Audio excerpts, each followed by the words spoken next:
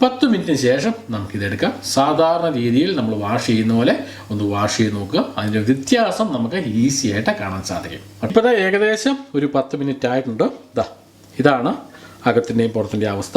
ഇനി നമുക്ക് സാധാരണ പോലെ നമുക്ക് വാഷ് ചെയ്യാം. ഒരല്പം വെള്ളം ആദ്യം ഒഴിക്കാം. ഒരല്പം വെള്ളം ഒഴിച്ച് സാവധാനം വെള്ളം ഒഴിച്ച ശേഷം നമുക്ക് ഇതുപോലെ നമുക്കൊന്ന് വാഷ് ചെയ്യാം. ഇതുപോലെ ഒന്ന് തേച്ച് കൊടുത്താൽ മാത്രം മതി.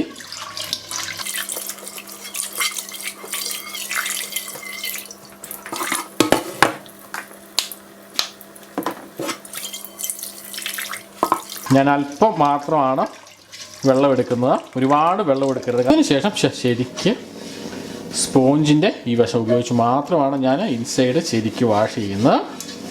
ഇനി നമുക്ക് ഈ വശം കൂടി ശരിക്കും നോക്കാം. അതിനായിട്ട് ഞാൻ ഈ വശമാണ് ഉപയോഗിക്കുന്നത്.